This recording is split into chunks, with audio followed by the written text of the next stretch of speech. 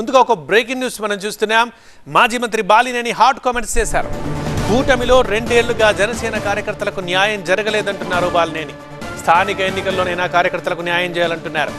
నేను సాఫ్ట్గా ఉన్నోళ్లకు సాఫ్ట్గా ఉంటా, కానీ ఎవరైనా ఎవ్వరం చేస్తే అది కూడా తేలుస్తానంటున్నారు. జనసేనలో 2 గ్రూపులు ఉండకూడదు. గ్రూపులు కడితే కూటమి ఎమ్మెల్యేలతో ఇబ్బందులు వస్తాయి. మీరంతా కలిసి ఉంటే టికెట్లు ఇప్పించే పూచి నాది. టీడీపీ వాళ్ళు రెబల్గా నిలబడితే సస్పెండ్ చేయిస్తా.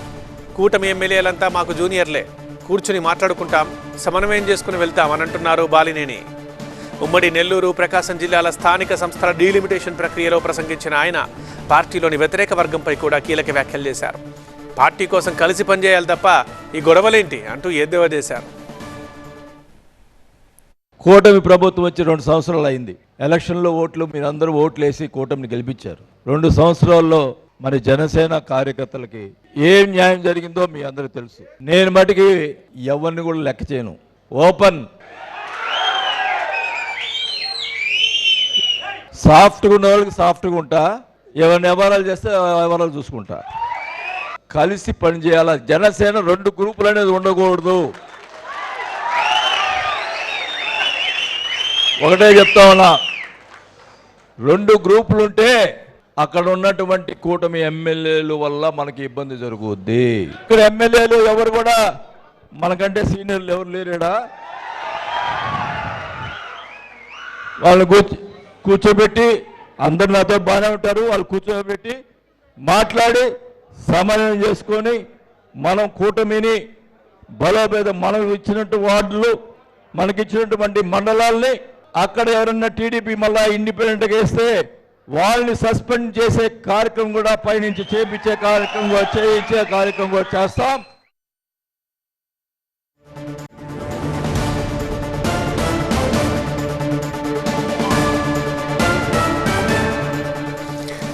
ఇంకా మాట్లాడారు బాలినేని.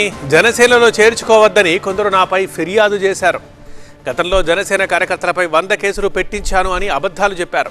పవన్ కళ్యాణ్పై ప్రేమతోనే జనసేనలో చేరాను. కార్యకర్తల కోసం సొంత డబ్బులు ఖర్చు పెట్టి ఆర్థికంగా చితికిపోయాను. నన్ను ఆర్థికంగా పవన్ ఆదుకున్నారు, ఆయనకి కృతజ్ఞుడిగా ఉంటాను అని అన్నారు బాలినేని. వైఎస్ టికెట్ ఇచ్చారన్న అభిమానంతో 4 ఏళ్ల మంత్రి పదవిని వదులుకొని గతంలో జగన్ వెంట నడిచాను. పార్టీలో గ్రూపులు కట్టి విమర్శలు చేసేవాళ్ళు నా వెంట్రుక కూడా పీకలేరంటూ ఘాటు వ్యాఖ్యలు చేశారు బాలినేని. నేనంట 100 కేసులు పెట్టించానని చెప్తారు. నేను జనసేన చేరకూడదని కొంతమంది నాయకులు, అది నేను చాలా రోజుల నుంచి అనుకుంటున్నా. వాళ్ళు చెప్తా ఉన్నారు మీటింగ్లో. అది ఒకసారి జనంలోనే క్లారిఫై చేసుకోవాలని చెప్పి ఉద్దేశంతో నేను ఈరోజు అడుగుతా ఉన్నాను. నేను 1 కేసు పెట్టించానా? మరి ఎందుకు అట్లా పోయి సార్ కళ్యాణ్ గారు మా మీద 100 కేసులు పెట్టించారండి, మరి ఆయన చేర్చుకుంటే అట్టని కూడా మాట్లాడినారు. నాకేందండి, ఇప్పుడు నేను 5 సార్లు ఎమ్మెల్యే అయ్యా, 2 సార్లు మంత్రి అయ్యా. పవన్ కళ్యాణ్ మీద ఉన్న ప్రేమతో జనసేనలో చేయాలని తప్పితే వీళ్ళ కోసం కాదు. మీకు తెలుసు, ఒంగోలులో నన్ను 5 సార్లు గెలిపించారంటే కార్యకర్తలకు నేను ఏం చేస్తున్నానో మీ అందరికీ తెలుసు. కార్యకర్తల కోసం పనులు లేకపోయినా కానీ నేను ఎంత నా సొంత డబ్బులతోటి కార్యకర్తల్ని నేను ఆదుకున్న పరిస్థితులు. అందరూ ఏంటంటే ఏంది డబ్బులు ఇస్తాడు, ఈయన ఎంత సంపాదించాడు, మరి ఈయన ఇచ్చాడు అని చెప్పుకుంటారు. నా చిన్నప్పటి నుంచి నేను చదువుకునేటప్పటి నుంచి నా స్నేహితులు నా జేబులో నుంచి డబ్బులు తీసిన అలవాటు అయిపోయింది నాకు.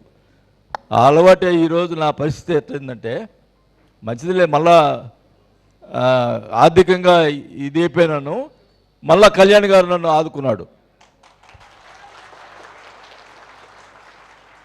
నేను రాజశేఖర రెడ్డి గారి వల్ల ఎమ్మెల్యే అయ్యాను.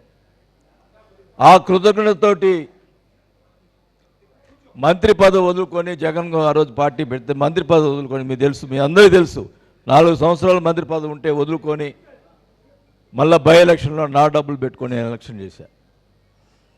సరే జరిగిపోయినాయి, అయిపోయినాయి. నేను అలాంటిది ఈరోజు నాకు కళ్యాణ్ గారు నాకు సహాయం చేస్తే నేను కృతజ్ఞహీనుడుగా ఉంటానా? చెప్పండి. 4 సంవత్సరాలు మంత్రి ఉండి వదులుకున్న రాజశేఖర్ గారు నాకు ఎమ్మెల్యే టికెట్ ఇచ్చాడని, అలాంటిది ఈరోజు నన్ను సహాయం చేసినటువంటి కాలంగా నేను మర్చిపోతాను. ఖచ్చితంగా ఈ జిల్లాలో జనసేన పార్టీ జెండా ఎగరేసేదానికి నా సాయశక్తులు కృషి చేస్తానని తెలియజేసుకుంటాను. కొంతమంది ఏదో చేస్తుంటారు, ఏం పీకలేరు.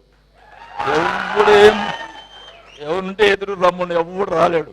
ఒకటే చెప్తా ఉన్నా, పార్టీ కోసం పనిచేయండి. ఊరికి గ్రూపులు చేసుకొని ఆయన ఈయన ఏందే